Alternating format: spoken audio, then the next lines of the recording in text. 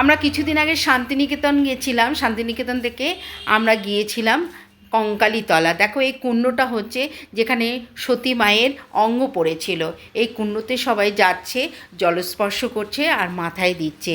আর আমরাও ডালা নিয়ে লাইন দিয়ে পুজো দিলাম। দেখো সতী মায়ের একটা ছবিতে পুজো করা হয়। সেরকম মাটির মূর্তি বা যাই হোক কোষ্ঠী পাথরের কোনো মূর্তি নেই, ফটোতেই এখানে পুজো দেওয়া হয়। আর প্রচণ্ড সেদিন ভিড় ছিল, কারণ পরের দিন সংক্রান্তি, চৈত সংক্রান্তিতে হচ্ছে কঙ্কালীতলায় বাৎসরিক পুজো। সেই কারণে প্রচণ্ড ভিড় হবে। তাই আমরা খবর পেয়ে আমরা সংক্রান্তির আগের দিন আমরা পুজো দিতে গিয়েছিলাম। সেই দিনও বেশ ভিড় ছিল, কিন্তু তাড়াতাড়ি পুজো হয়ে গেছিলো, কোনো অসুবিধা হয়নি।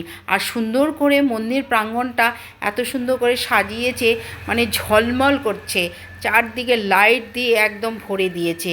আর প্রত্যেক দিন বিকেলবেলায় কোপাই নদীতে, মানে মন্দিরের পেছনেই কোপাই নদী আছে, সেখানে আরতি হয়। সেখানে যাব আমরা দেখতে। যেমন হরিদ্বারে গঙ্গার আরতি হয়, ঠিক সেই রকমই ওখানে কোপাই নদীর ধারে আরতি হবে। আমরা যাব সেখানে দেখতে, তোমাদেরও ভালো লাগবে দেখতে। চৈত সংক্রান্তির দিন কঙ্কালীতলার মা কঙ্কালী মায়ের আর কি বাৎসরিক উৎসব। সেই কারণে মন্দির প্রাঙ্গণ খুব সুন্দর করে লাইট দিয়ে সাজানো হয়েছে, চারদিকটা ঝলমল করছে। আমরা চলে এলাম কোপাই নদী মন্দিরের ঠিক পেছনে। এখানে হবে নদীর আরতি বা গঙ্গা আরতি, যেটা আমরা বলি, যেটা হরিদ্বারে হয়, ঠিক সেই টাইপেরই হবে। এখন প্রস্তুতি চলছে। যারা আরতি করবেন তাদের ড্রেসটাও খুব সুন্দর, ওপরে লাল রঙের পাঞ্জাবি আর নিচে সবুজ রঙের ধুতি, আর গায়ে একটা দোপাট্টা রয়েছে, সেটা সবুজ রঙের। এবার সমস্ত প্রদীপগুলোকে সাজানো হয়ে গেছে। এবার তারা কিছু মন্ত্র জপ করছেন, করে তারপরে আরতি করবেন। আর চারদিকে সমস্ত লোকের ভিড়, সবাই আরতি দেখার জন্য অপেক্ষা করছে। দেখো কি সুন্দর আরতি হচ্ছে। প্রথমে প্রদীপ দিয়ে করা হলো, এবার দেখো শাক দিয়ে করা হচ্ছে।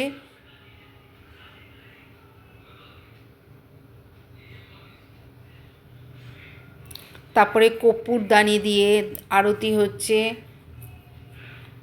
আর তার সঙ্গে সঙ্গে মন্ত্র আর গান হচ্ছে। ভালো লাগছে দেখতে। আমি এই প্রথম দেখলাম গঙ্গা আরতি, কোনো দিন দেখিনি। আমার তো ভীষণ ভালো লেগেছে। দেখো প্রদীপ দিয়ে আরতি হচ্ছে।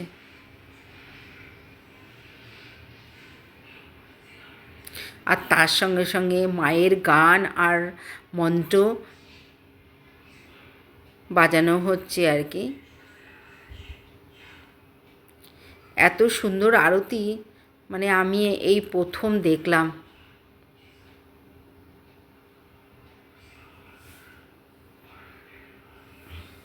চারিদিকে লোক স্তব্ধ হয়ে এই আরতি দেখছে।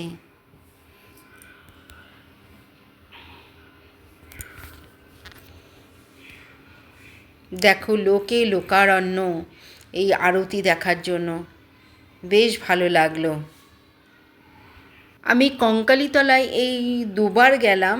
প্রথমবারে এতটা আমি দেখিনি, স্টেজ করা বা মন্দিরের প্রাঙ্গণ সুন্দর করে বাঁধানো ছিল, কিন্তু এতটা সুন্দর ছিল না। তাই এইবার দেখলাম, গিয়ে ভীষণ ভালো লাগলো। তো আরতির জন্য যেন আরও বেশি ভালো লাগছে দেখতে। দূর দূরান্ত থেকে সবাই এসছেন এই আরতি দেখার জন্য।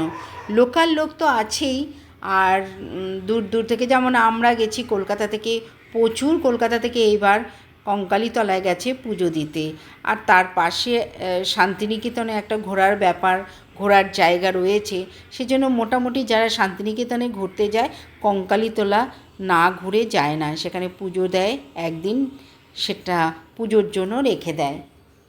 আর বাকি দিনগুলো ঘোরাঘুরি করা যায় বিশ্বভারতী। কিন্তু কঙ্কালীতলা সবাই আসেন, একটু দেখে যায়, যেহেতু পীঠস্থান, মার অঙ্গ পড়েছে এখানে। সেই জায়গাটাকে আর কি কুণ্ডটাকে বাঁধানো হয়েছে। আগে কিন্তু বাঁধানো ছিল না, আগে চারদিকটা পুকুরের মতোই ছিল, এখন সুন্দর করে বাঁধানো হয়েছে। ভালোই লাগছে মন্দির প্রাঙ্গণটা। আমাদের টোটোওয়ালা নিয়ে গেছিল, প্রায় সেখানে অনেকটা দূরেই টোটো দাঁড়িয়ে আছে।